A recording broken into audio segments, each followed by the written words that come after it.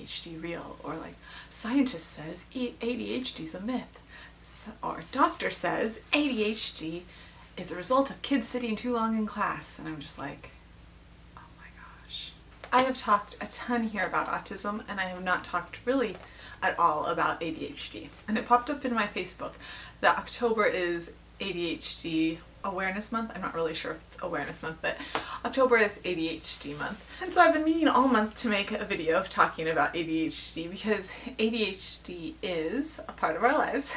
Not in a bad way. I would say in the same way that I don't look at autism as a negative in our lives. I don't look at ADHD as a negative in our lives. It's just sort of part of who our family is. And it definitely has brought certain challenges, just in the way different personalities are going to have different challenges, and the way that having a kid that has a lot of energy is sometimes, you know, slightly more challenging than maybe having a kid like Tessie, who is like super easygoing, especially when they're small. And so maybe that's where I should start. I have talked about this before. So if you've watched the videos where I talk about Maggie when she was little and how easy Maggie was when she was little, I usually contrast it with Sadie. And when Sadie was a baby, I always talk about how she did not sleep for the first 18 months of her life for more than an hour. She was just the colickiest, most difficult little baby ever from the time she was born. And it was hard. That was when it was hard. She was super difficult and unhappy and uncomfortable all the time as a baby. Around 18 months to 2, that got easier. By the time she was 2, it got a lot easier. But that was, okay, sleep-wise, it got easier. And she was a super happy, super sweet little girl. And it wasn't that she was difficult. And it wasn't that she was a runner like Maggie. It wasn't like she had the drive to run like Maggie.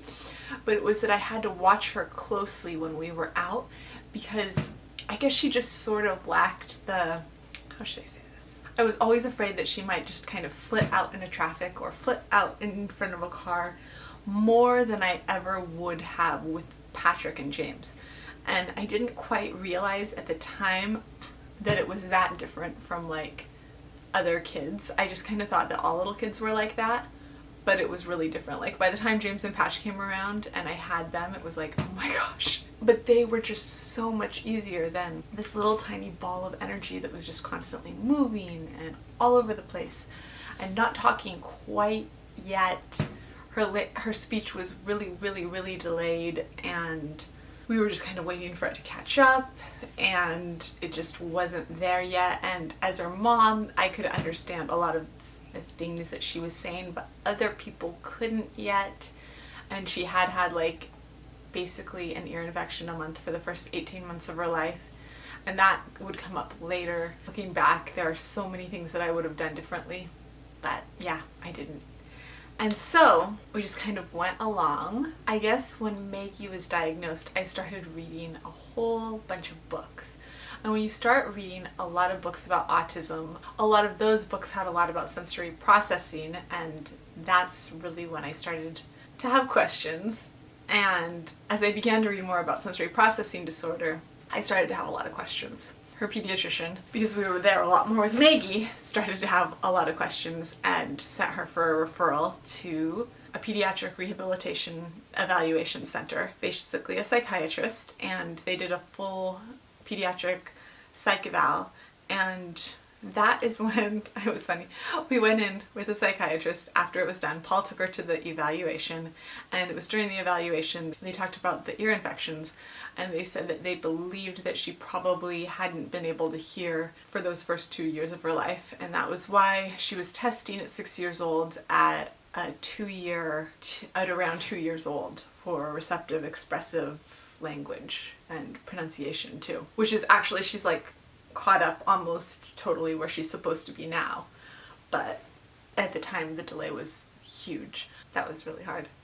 And I mean, she's worked so hard to get to where she is now, and I think that made everything so much harder. And you can bet that I kicked myself for a really long time about that. You can also bet that that's one of the reasons that I push early intervention and testing so much, because I feel like the worst thing, not the worst thing, the best thing, the worst thing, the only thing that's going to happen if you go in for testing with a little kid and they don't end up needing it is you're going to find out that they don't need it. And you might find out that they do need it, and it's going to save a whole bunch of work later on if you do end up needing it, if they do end up needing it, and you don't want to go in when your kid's 6 years old and find out that they have the receptive and expressive language of a 2-year-old, and that, hey, they could have had surgery when they were 12 months old and save them a whole bunch of anguish later on down the road. I definitely have a soapbox about this, guys, I'm sorry. So she went in for that, and also found out her gross motor skills were like in the 2nd percentile, which I think was kind of also a result of like those vestibular problems from the ear problems, and had like moderate ADHD. And the psychiatrist, when they called us in to give us the results, I went back with her for that appointment, and she was like literally like all over the place, because kind of one of the things that she just sort of does is pace, and she just kind of like pacing all over the room. And the psychiatrist just looked at me and he was like, ADHD. Like, I like pointed to her. Like, and I know that for girls it can be really, really difficult to get a diagnosis of ADD or ADHD. Just like for girls it can be really, really hard to get a diagnosis of autism. But both of our girls have presented for autism and for ADHD more classically like boys. Like Sadie's ADHD was very hyperactive and very much more like a boy would have presented with ADHD. And she always flapped like a little butterfly all the time. And that was just part of it. They said neurological immaturity. One of the things that always bothers me is that you hear so much about people talking about ADHD as parents who just want to medicate their kids, and it's not real, it's just that kids don't get to run around like they used to, and they're just in class all day, and that's the reason. And I had a kid who was homeschooled, who was constantly running around, who was not in school all day, who did her work in like 2 hours a day and was running around all of the time. She still very, very much had ADHD. And it had nothing to do with her sitting down. She has it in the summer. She has it in her sleep. She never stops moving. Her body never stops moving. We have a huge giant backyard that she can go out in anytime, and it has trails along the edge of the giant backyard where she just runs and runs and runs and runs. And I have absolutely nothing against medications. We've tried medications and the side effects. She doesn't take any ADHD meds because the side effects were not worth it for us.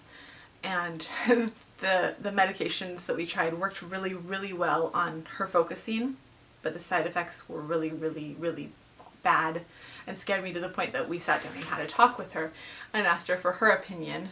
Her wording was that she liked who she was when she wasn't on them, and that she didn't feel like she was who she was when she was on them, which the psychiatrist that we talked to said was actually a pretty common experience.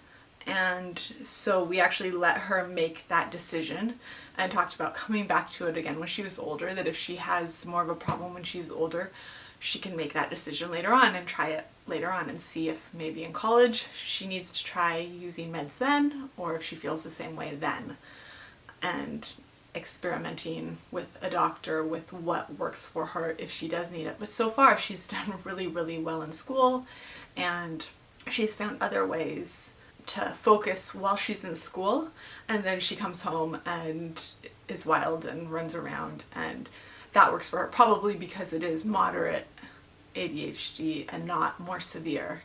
And so she is able to make it work without needing that, which I absolutely understand doesn't work for everybody. And if we hadn't had the side effects, she probably would still be on Concerta or Strattera, which were the ones that we had problems with. But yeah, it drives me crazy because for us, it absolutely isn't a matter of kids sit too long in a classroom. I absolutely have issues with things like how much kids having a ton of homework, and there are issues that are out there, but those are not the things that cause ADHD. ADHD is something that's like autism, that is just part of who you are. I'm absolutely sure that Maggie is hyperactive, that if she didn't have the sort of autism that she had, that she would also have a diagnosis of ADHD. I think it's most demonstratable with Maggie if you give her caffeine, because if you give Maggie caffeine, if I were to give Maggie a small drink of Coke, she's like totally calm and exhausted for the rest of the day. And that's, I think, the biggest way that we've been able to judge that Maggie is hyperactive, is that her response to any sort of stimulant, caffeine, is to be totally wiped out, like to an extreme level, more even than most kids that I've seen with ADHD.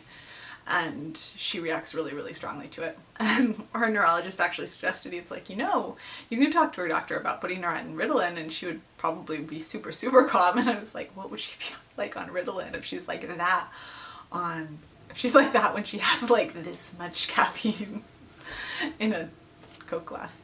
For us, ADHD is just one of the things that has made our family who we are. This made our kids who they are. It isn't something scary. It has definitely presented challenges. For Sadie, when she talks about it, it's definitely part of who she is. The way she talks about it, she is a little bit proud of it, I think. Like, she feels like it's something, she will talk about it like it's her wildness, like it's a little bit of wildness that is special. And I've actually talked to her about who she shares with, that she has ADHD, that it's not something that she needs to be embarrassed about, because it's not something to be embarrassed about, that it's not something to be ashamed about, but that some people are mean about it. And we talked about that this summer when someone was a little bit mean to her about it and said something a little bit rude to her about it, when she was just like being fun, having fun and being a little bit wild. And she shared it with somebody and was like, you know, I have ADHD, and they were a little bit rude to her and she was a little bit hurt. So we talked about it then, kind of for the first time, because that was the first time she'd gotten that like negative reaction, and she was a little bit surprised by it. And so we've talked about that, like, it's not a bad thing, but not everybody understands. That is totally my pet peeve, probably. All of the articles that I always see shared everywhere, people usually don't share them with me anymore, about, is ADHD real? Or like, scientist says ADHD is a myth. Or doctor says ADHD is a result of kids sitting too long in class. And I'm just like, oh my gosh, no. Come stay in our house for a week, doctor. In fact, you know what? We can take the ADHD kid out of school for a week and you can see firsthand what ADHD is like every single day. Without school, without medication, it's real. It's awesome. It's amazing. It's brilliant. Absolutely, it's real. I think the world is better for having people that think differently, that don't fit the mold. That is part of what we talk about on our channel. Sure, I know there are people that don't agree with me, but I think that there are benefits both to autism and to ADHD. For those of you who made it to the end and liked this video and want to keep up with our family and all things autism, hit subscribe and ring that bell so you don't miss a thing, and I will see you tomorrow. Bye.